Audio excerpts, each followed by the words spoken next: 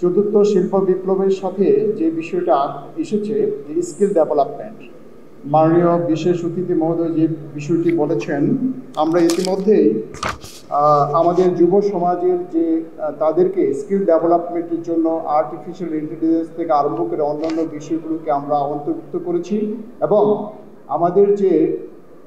Course curriculum রয়েছে সেটাকেও review করার জন্য অতিরিক্ত সচিবের নেতৃত্বে একটি কমিটি ইতিমধ্যেই গঠন করা হয়েছে, যাতে শুধুমাত্র এই যুব সমাজ তারা এই প্রশিক্ষণের মাধ্যমে প্রশিক্ষণ শেষে যেন তাদের আত্মকর্মী হিসেবে তারা গড়ে উঠতে পারে, তারা নিজেরা শুধুমাত্র এমপ্লয়েড না, তারা যেন এমপ্লয়েড হিসেবে গড়ে উঠতে পারে, সেই জন্য তাদেরকে আমাদের বিভিন্ন ধরনের প্রশিক্ষণে আমরা উদ্বুদ্ধ করছি এবং স্কিল ডেভেলপমেন্টের যে বিষয়গুলো রয়েছে তার প্রতি আমরা জোর দিচ্ছি। এখানে আমরা মাননীয় প্রধান অতিথি এবং বিশেষ অতিথি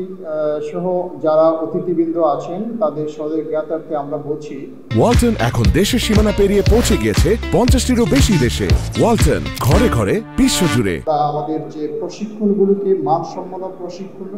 দিতে পারি, এছাড়া আইসিটি অধিদপ্তর এবং আইসিটি মন্ত্রণালয়ের মাধ্যমে তাদেরকে আমরা যেন স্কিল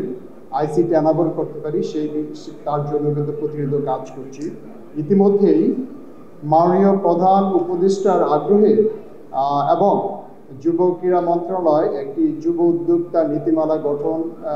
আমরা প্রণয়ন করেছি, সেটা প্রজ্ঞাপন আকারে জারি হয়েছে এবং একটি জাতীয় কমিটি গঠন করা হয়েছে। এই যুব উদ্যোক্তা নীতিমালার মাধ্যমে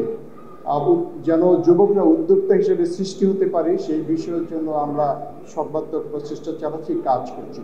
আজকের জাতীয় আন্তর্জাতিক যুব দিবসের যে প্রতিপাদ্য বিষয়ের সাথে সঙ্গতি রেখে এখানে যেই থিমগুলোকে দেখানো হয়েছে,